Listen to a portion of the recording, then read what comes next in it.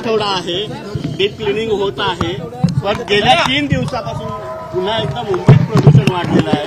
Deep क्लिनिंगचा हवा तसा असर जो आहे तो होत नाही असं वाटतंय का? पुन्हा एकदा 200च्या वर AQI चालू आहे.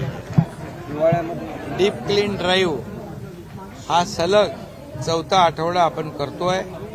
याचे परिणाम सकारात्मक आहेत.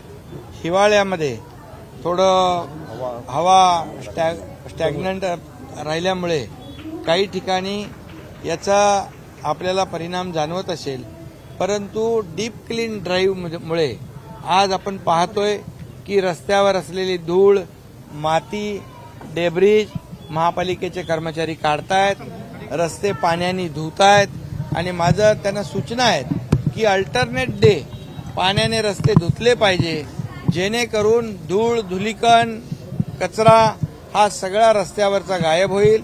फॉगर पाण्याचे लावलेले आहेत, हवेतले धुलीकण देखील खाली येतील. त्याचबरोबर अँटी स्मोक गन देखील या ठिकाणी वापरतायत. मी या ठिकाणी एवढंच सांगू इच्छितो, मेकॅनाइज स्वीपिंग देखील सुरू आहे. ते सक्शन मशीन पण लावलेलं आहे. एअर जे आपले प्युरिफायर जे आहेत ते देखील आपण मागवलेत. एअर प्युरिफायर आले काय सुधाकर?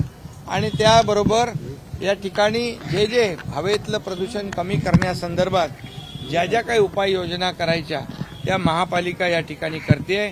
त्यांना मी टप्प्याटप्प्याने 1000 टँकर पाण्याचे भाड्याने घ्यायला सांगितलंय, परंतु हे पिण्याचं पाणी वापरता येणार नाही, वापरत नाहीत.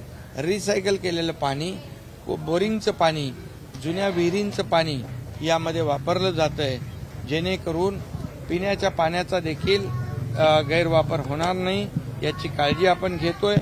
पूर्ण मुंबई या डीप क्लीन ड्राईव्हमध्ये आपल्याला दृश्य स्वरूपामध्ये येणाऱ्या काळामध्ये आपल्याला पाहायला मिळेल. मुंबई इंटरनॅशनल सिटी आहे, जगभरातले टुरिस्ट इथे येतात आणि म्हणून मुंबईमधले रोड, फुटपाथ, गटर्स, नाले, पब्लिक टॉयलेट, मेन रोड, अंतर्गत रस्ते, गल्लीबोळातले रस्ते हे सगळं स्वच्छ करण्याच्या सूचना मी दिलेल्या आहेत. सर, वरळीत आज आपण डीप क्लीन केला, खरंच इतकी अस्वच्छता आहे? वरळी असं नाही आहे, पूर्ण मुंबई यामध्ये जी अनेक वर्षाची अस्वच्छता आहे ना ती साफ करायची आहे आणि ती साफ करायला आम्ही प्राधान्य दिलेलं आहे. मी एवढंच सांगतो, यामध्ये मुंबईकरांचं आरोग्य जे आहे हे सुदृढ राहावं, प्रदूषणमुक्त मुंबई व्हावी, स्वच्छ व्हावी, सुंदर व्हावी, निरोगी व्हावी, हे आमचं टार्गेट आहे, अजेंडा आहे. त्यामुळे कुणाला काय वाटतं यापेक्षा मुंबईकरांना काय वाटतं याला आमचं महत्त्व आहे. अनिल देशमुख यांनी एक दावा केला की भाजपचे नेते आमच्याकडे आले होते, 4 मुद्द्यांचं त्यांनी प्रतिज्ञापत्र आणलं होतं, तेव्हा त्यांची ऑफिस उतरली असेल तर महाविकास आघाडी सरकार हे 3 वर्षांपूर्वीच गेलं होतं, गेलं असतं. आता ते गेलं सरकार, ते आता सरकार बरोबर सगळं गेलं, म्हणून तर आम्ही स्वच्छता करतोय. जी घाण 2.5 वर्षात झाली आहे ती सफाई करतोय. काही लोक म्हणतात मुंबईची लूट होती आहे, परंतु मुंबई महापालिकेच्या तिजोरीवर ज्यांनी दरोडा टाकला ते दरोडेखोर जर आम्हाला आरोप करत असतील तर ही जी काय स्वच्छता ही मुंबईकरांसाठी करतोय आम्ही. आणि त्यामुळे खरं म्हणजे हे डीप क्लीन जे आहे त्या विरोधकांना वाटतंय आपलं येणाऱ्या निवडणुकीमध्ये क्लीन स्वीप होऊ या भीतीने त्यांची भंभेरी उडालेली आहे. पण त्यांच्या आरोपांना आम्हाला उत्तर देण्याची आवश्यकता नाही, हे कामाने आम्ही उत्तर त्यांना देतो. आदित्य ठाकरे यांनी आपल्याला आव्हान दिलं होतं, आदित्य ठाकरेंनी आव्हान दिलं होतं, ते आव्हान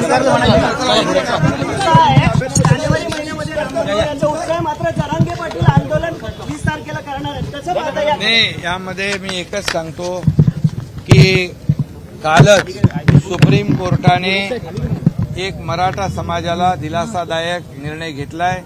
मी कालच सुप्रीम कोर्टाला धन्यवाद दिलेले आहेत, कारण या ठिकाणी क्युरेटिव्ह पिटिशन जी आमच्या सरकारने फाईल केली होती ती ऐकण्यासाठी सुप्रीम कोर्टाने मान्यता दिलेली आहे. क्युरेटिव्ह पिटिशनमधले मुद्दे जे आहेत त्या मुद्द्यांना महत्त्व दिलेलं आहे आणि महाराष्ट्रातल्या जनतेच्या भावना ज्या आहेत त्या सर्वोच्च न्यायालयाने लक्षात घेतलेल्या आहेत आणि त्यामुळे क्युरेटिव्ह पिटिशनची 24 जानेवारीला तारीख आहे. त्यामध्ये जो मागासवर्ग आयोग गठीत केलाय सरकारने त्याच्या माध्यमातून एम्पिरिकल डेटा गोळा करण्याचं काम युद्धपातळीवर सुरू आहे आणि मराठा समाज मागास कसा आहे हे सिद्ध करण्याचं काम